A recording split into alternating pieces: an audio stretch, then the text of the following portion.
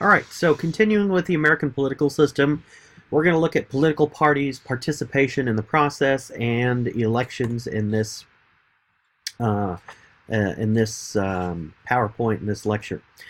So we have to look at political parties because they make up a significant portion of the American political system.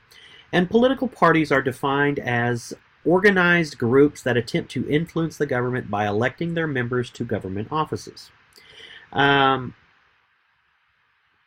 there have been some really early thoughts on political parties. They were not very popular in early America. George Washington is actually going to warn against, in his farewell address after he leaves the presidency, he is really going to warn the nation against getting involved in these different factions and political parties. But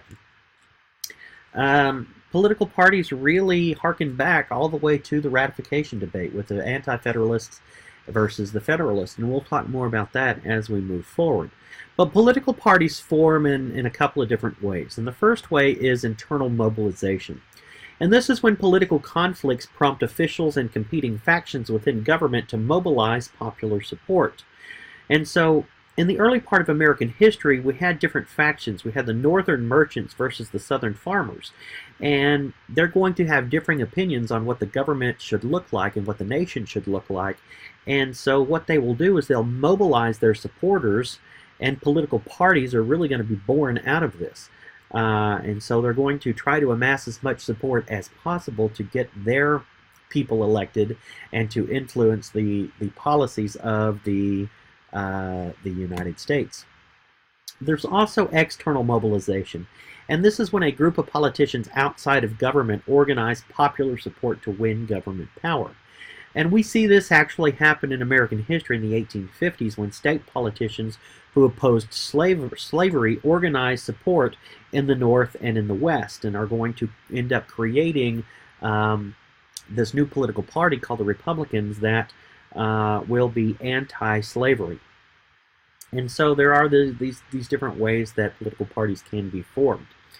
Now there are in modern day, if you know anything about politics in America, and I venture to say all of you do, we have two major political parties. We have the Democrats and the Republicans, and they have undergone significant evolution throughout the past 150 years.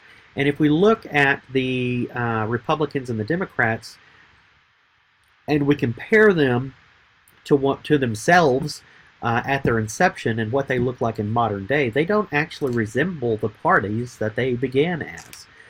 They have done some significant evolution over time and have actually flipped ideologies.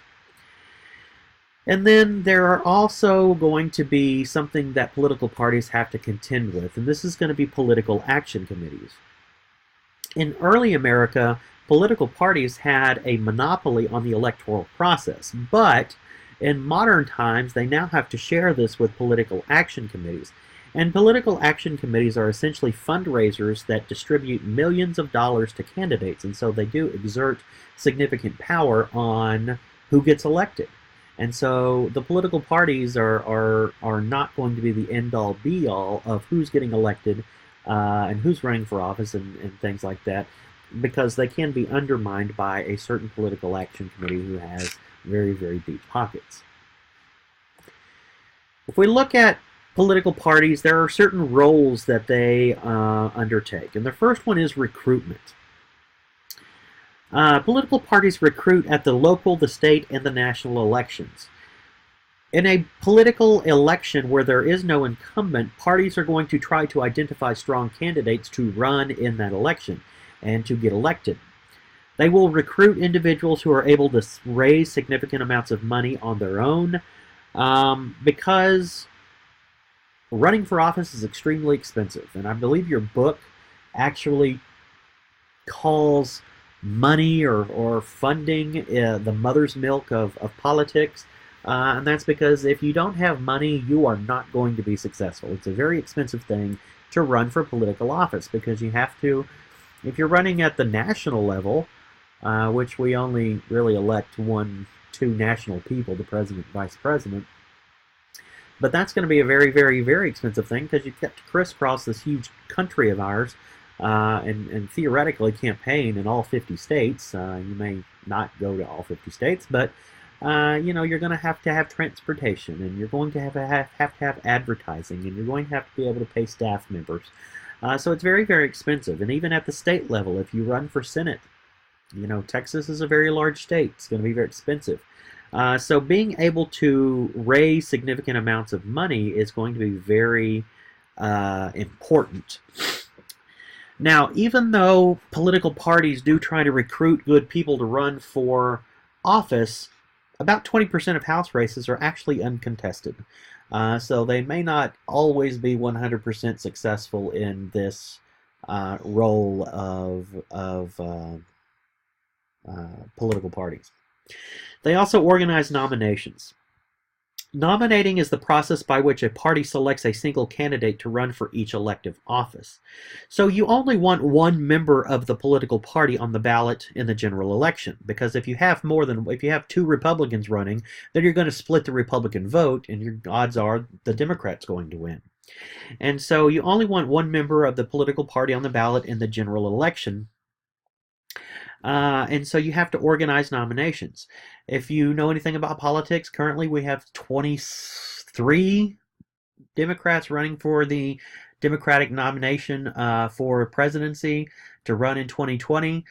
We got to winnow that field down. And so the Democratic Party at the national level is organizing this nomination, and we're going to see certain debates. We're going to see people start dropping off the radar because they're not getting as much support.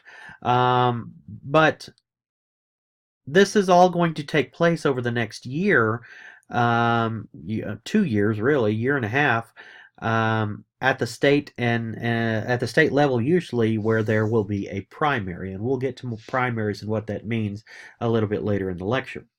Their job is to also get out the vote. And this may deal with erecting signs and handing out stickers and pamphlets and ads, and also registering voters, having voter registration drives, and convincing people to show up on election day is one of the hardest tasks, because you can, talk to somebody a week before election day and say, hey, don't forget to go vote. But there's no guarantee that person's going to actually remember to go vote or actually take the time to go vote. And so getting out the vote is a very difficult task to undertake, and it is one of the roles of political parties. And then once they win, if you win a majority in Congress, your political party gets to organize power in Congress. And so power is going to be organized along party lines. And so you win the majority, you get to elect the Speaker of the House. You get to elect leaders within your own conferences or caucus. You get to decide committee assignments. The stakes for winning a majority are very, very high, because you get to control government. And so organizing power is going to be one of those other roles of political parties. So to understand political parties, we really have to do a basic history lesson on political parties in America. And so we're going to start with the first party system in America, and I've already alluded to this when I said that political parties go all the way back to the founding of our nation with that ratification debate. But we had two groups that are going to emerge that we've already discussed in prior lectures: the Federalists and the Anti-Federalists. And following the ratification of the Constitution, these Anti-Federalists will become known as Jeffersonian Republicans, because it will be Thomas Jefferson that sort of coalesces this group of individuals, and he sort of shapes this political party. They will gradually morph into the Democrats. But the Federalists during early American history are going to be the establishment party of the time. They're going to represent people in New England, typically going to be merchant individuals, and they're going to favor a more industrialized nation. They're going to be the elites in society. Just as they were with the ratification debate, they're going to be these elites. The Anti-Federalists, on the other hand, are going to be the outsiders of the time. They're going to represent Southern farmers and planters. They're going to favor a much more agricultural society. Eventually, these Jeffersonian Republicans will become the only political party following the War of 1812 because the Federalist Party is actually going to start to disintegrate after the War of 1812. And so, as they become this dominant party, they're going to morph and become known as the Democrats. And even though there was a lack of competition during this time, we're going to see some infighting between these Jeffersonian Republicans or these Democrats, and there's going to be some very intense factionalism. This factionalism is going to center around Andrew Jackson, who would become the nation's first populist president in 1828. But opponents to Andrew Jackson will unite to form a new political party called the Whigs. And so that's going to lead us into the second party system in America, where we see the Democrats, who are sort of a holdover from the first party system, these Jeffersonian Republicans that morph into the Democrats that sort of coalesce around Jackson, and the Whig Party. The Whigs are going to be popular in the Northeast, and they're going to be merchants rather than these small farmers. So they're going to sort of take that coalition of individuals who voted for Federalists in the first party system in America. They will be the successors to the Federalist Party, and they're going to unite in their opposition of Andrew Jackson and his policies. So they are not united in their agreement on policies. They are simply united in their opposition. And if you don't have anything really in common that you're fighting for except fighting against somebody, that's going to be a very weak link keeping you all together. But they will elect their first president in 1840, and this is going to be an individual named William Henry Harrison, who incidentally is the shortest serving president in American history. He gave a very long inaugural address in the rain without a coat. He will come down with, I don't know, flu, pneumonia, something like that, and he will die within a month of taking office. He will be succeeded to his presidency by his vice president, John Tyler, but the Whigs will elect this individual in 1840. But sharp divisions are going to start to emerge over slavery, and by 1856, the Whig Party is really going to cease to exist. Remember, they didn't really have anything holding them together. They were just simply a group of individuals who were opposed to this other party. So they came together because the one thing they had in common is that they opposed the Democrats and they opposed Andrew Jackson. So this is going to lead us into the Civil War, post-Civil War system, and in 1856 we're going to start to see we're going to see the Whig Party cease to exist, and so we're going to see some floundering. There's going to be some different groups that are going to need to align themselves and coalesce into a political party. So we're going to see the Democrats and the Republicans emerge. Republicans are going to this Republican Party is going to be a group made up of old Whigs, these people who were left out in the wind when the Whig Party ceased to exist, and anti-slavery Democrats, Democratic people who were opposed to slavery. They're going to join this new party, and they're going to call themselves the Republicans.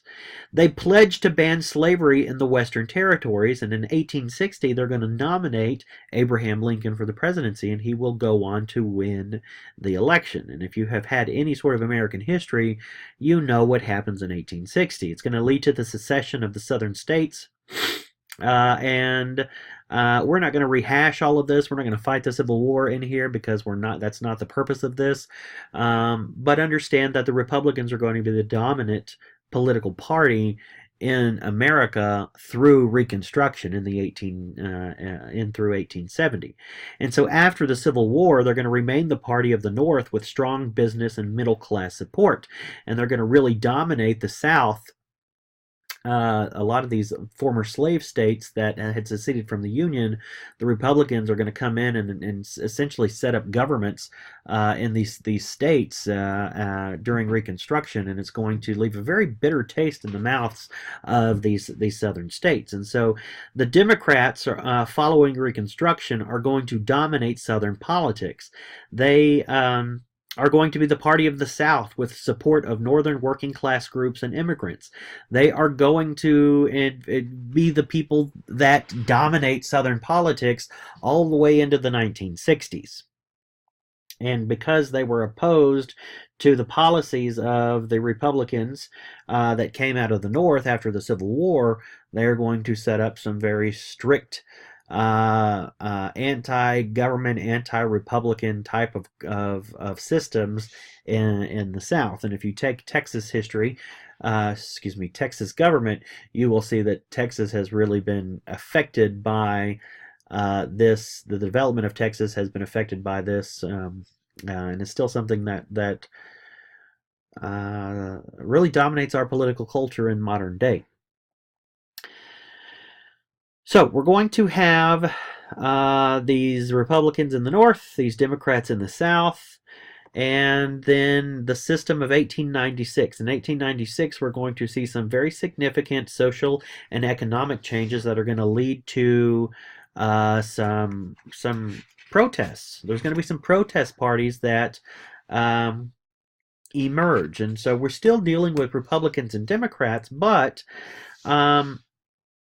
we're going to see the emergence of the Populist Party. And they're going to appeal to the little folks. They're going to appeal to small farmers and Western miners and urban workers. They're going to actually merge with the Democrats in 1896. So the Democrats are going to have this element of populism that appeals to a lot of these small people. And in 1896, they're going to nominate William Jennings Bryan for the presidency. The Republicans, still sort of staying the course as they have been for the last, I don't know, since 1856, they're going to nominate William McKinley for president, and William McKinley will defeat Bryan and become the Republicans will become the nation's majority party for the next 36 years with a very weakened Democratic Party. So as we progress through American history, we're going to hit the New Deal. And this is really going to have a really topsy-turvy effect on the political parties in American history, and will start to sort of solidify them into the parties that we see here in contemporary America. But in 1928, Republicans are still in control, and Herbert Hoover is going to be elected to the presidency. And not long after he is elected, there's going to be an economic disaster. There's going to be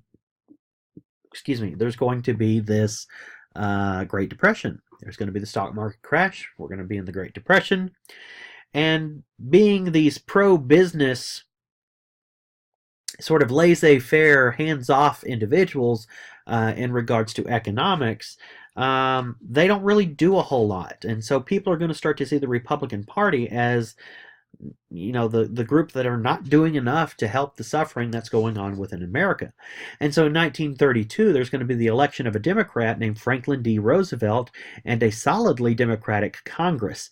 And so we're going to see Roosevelt and the Congress develop an economic recovery program known as the New Deal.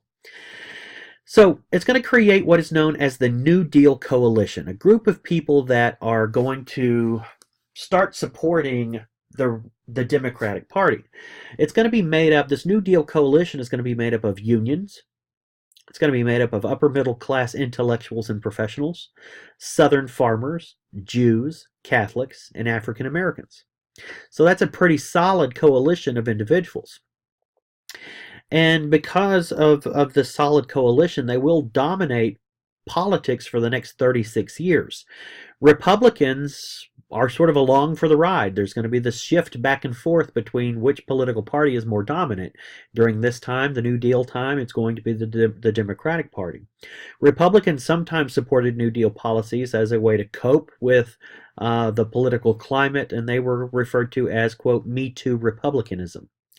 Democrats in the New Deal coalition will continue through the 1960s, but will become strained in the 1960s as a result of civil rights and Vietnam. And in 1968, this strain will result in the election of Richard Nixon. And so this really brings us into contemporary American party system. We have, again, the Democrats and the Republicans. The Republicans are going to be guided in 1968 by Richard Nixon. He's going to help to widen the appeal of the Republican Party into the historically Democratic South with what he calls the Southern strategy. So he's going to start chinking away at the stronghold that the Democrats have in the South and have had since Reconstruction. He's going to appeal to disaffected white Southerners, and he's going to give the political party, the Republican Party, a strong foothold in the former states of the Confederacy. And as time progresses, in the 1980s, when Ronald Reagan becomes the president, he's going to expand the coalition by adding religious conservatives and the working class whites to his coalition. And so he's going to become the Republican Party is going to become very successful in the South. And so for the first time since Reconstruction, for about 100 years, we're going to see the Democratic Party start to weaken in the South and the Republican Party start to take over. And if we look at the South in modern day, it's a very solidly Republican group of individuals. What you have to understand is that when they first began, the Republicans were the more, quote, liberal groups, right? They were the ones that were anti-slavery. They wanted to change things. They started out as this third party, this protest party against what was going on. And the Democrats were an extremely conservative group of individuals. Well, if you know anything about politics in modern day, it's opposite. The Republicans are going to be the ones that align themselves with conservatism, and the Democrats are going to be the liberals. And so essentially what has happened through time is the political ideologies that each of these political parties started out with, they've switched. The Republicans are no longer liberal, they're conservative, and the Democrats are no longer conservative, they're liberal. And so in contemporary American party system, the Democrats have built a coalition of voters around unionized workers, upper middle class intellectuals and professionals, and racial minorities. And the party appealed to individuals concerned with inequality, individuals concerned with abortion rights, gay rights, women's rights, the environment, and other progressive causes. So they've become a very progressive group of individuals.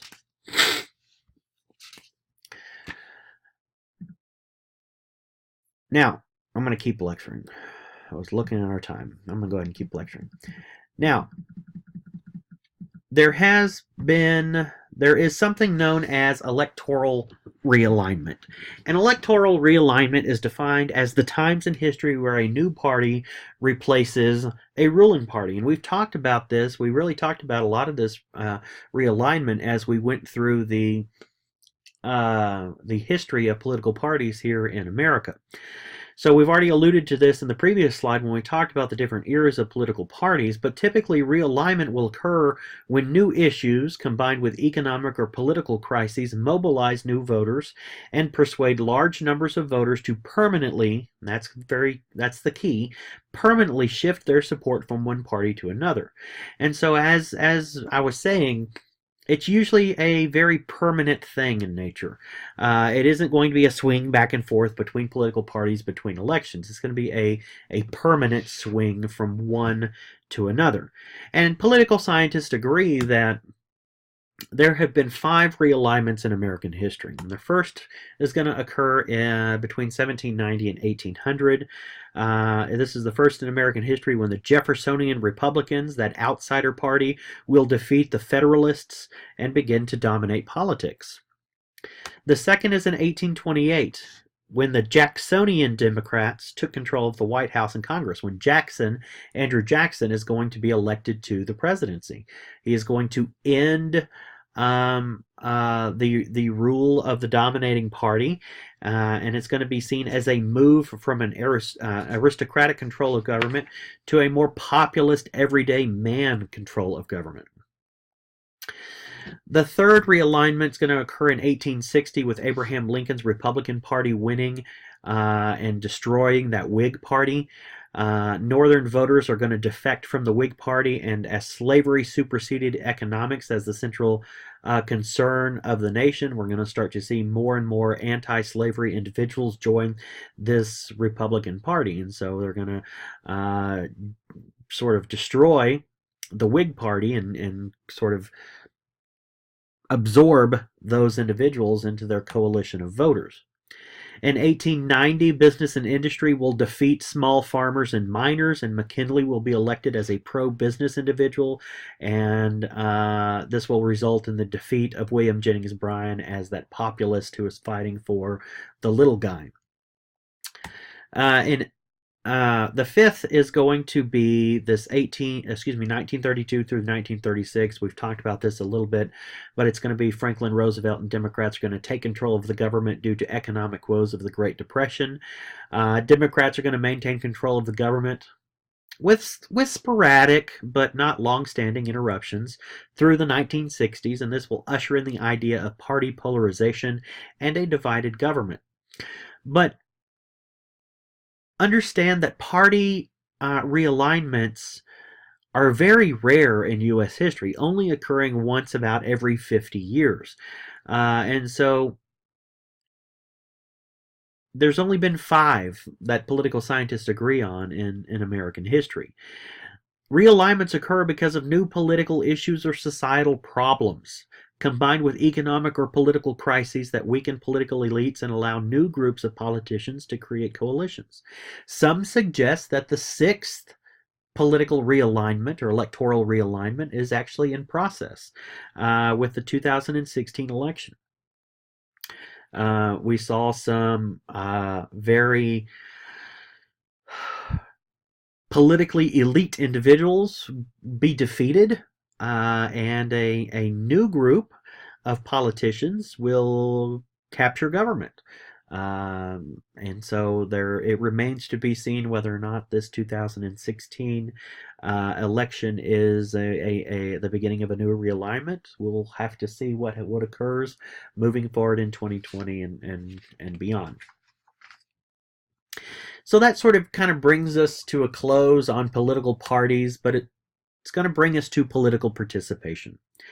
Political participation can happen in a number of ways. First of all, voting. And this is the most common form of participation in politics. You can vote. That's the easiest and most common way that you can participate in politics. But there are other ways as well. You can donate money. Now, just because we say politics is expensive and you need a lot of money to run doesn't mean you have to be an individual who donates a lot of money. You can donate a small amount of money. In 2004, I was a very poor college student. I worked 3 jobs, paid my way through college. It was a very struggling time, but I've always been interested in politics. And we had an election going on, and I donated money to a presidential candidate, and I donated money to a local congressional candidate. The amount that I donated to the presidential candidate was $10, and the amount that I donated to the local congressional candidate was $5. So it doesn't have to be a lot of money, but if it's something you feel strongly about, that is one way that you can be involved politically. You can volunteer on a campaign. You can man phone banks, block walk, distribute literature, etc. In 2002, before I was even old enough to vote, I volunteered for a gubernatorial campaign here in Texas, and it was a very fun time. I was 17 years old, had a great time. Me and a buddy of mine volunteered. Anyway, we had fun. We got to call people. We got to go out into the community. We got to be involved in a lot of different things, and so it was a fun time for us. You can contact your officials. You can write your congressman or woman. Again, in college, I wrote my congressmen and senators regarding something that I can't even remember what I was upset about, but I remember writing them, and I remember receiving letters back thanking me for my concern. They were very form letters. It's not like they really gave a crap what I was saying, but you can contact your officials. Whenever I became an educator in 2012, 2013, I actually I'm sorry, I didn't become an educator in 2012 or 2000. I became an educator in 2008. But I wrote my state congressman and my state senator and the chair of the education committee in the state legislature regarding funding cuts that they were cutting. They were cutting a whole bunch of money out of the state budget, and education was being hit very hard. So anyway, I wrote these people, got a response back. Again, I don't think they really gave a crap, but I was involved politically. I was participating in the process. Now, apparently, and I didn't know this at the time, but politicians pay more attention, at least on the state level, to phone calls. And if they receive, I don't remember how many, but X amount of phone calls on a particular subject, it actually gets their attention, and they assign some kind of a staff member to look into the issue. So if you really want to get into getting your elected officials' attention, call them. You can sign petitions, you can attend public meetings, you can display signs, you can write letters to the editor. I actually have written a letter to the editor when I was a senior in high school regarding a drug testing policy that was new to public school systems at the time. It's very common now, but at that time it was a very new thing, and my school was engaged in utilizing it, so I wrote a letter to the editor in actual support of it. You can publish articles, you can attend rallies. In 2008, we had that big election going on. There was a bunch, well, there weren't a bunch, but there were two very important individuals running on the Democratic ticket for the nomination, Hillary Clinton versus Barack Obama. And on the Republican side, there were a bunch of different Republicans running. I believe Mike Huckabee was one of them, and John McCain, etc. But in the town that I lived in, there was a stopover, and there was a quick political rally. And so I was able to go to this political rally to watch a candidate running for the party's nomination. You can lobby Congress. I've never done this except for in contacting them. And then there's digital participation, which is something that is very, very easy to do these days because everybody has access to a computer and the internet, but you can become involved in the process digitally on the computer. Now, even though voting is the easiest way to become part of the process, voter turnout in America is low, plain and simple. During presidential election years since 1916, the percentage of voters who have participated in the voting and in the process has never been higher than 64%. So since 1916 in America, the highest percentage of voter turnout was 64%. And that was in 1960 when Kennedy and Nixon were running against one another. The lowest since 1916 was 49%. Less than half of the people turned out to vote in the 1924 election when Calvin Coolidge was running for election.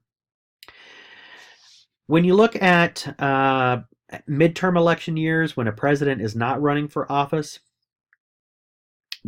the voter turnout is even lower. And since 1916, it has never been higher than 49.6%. Can you believe that? Less than half every time we've had a midterm election, which is every 2 years. Not every 2 years, but every 4 years.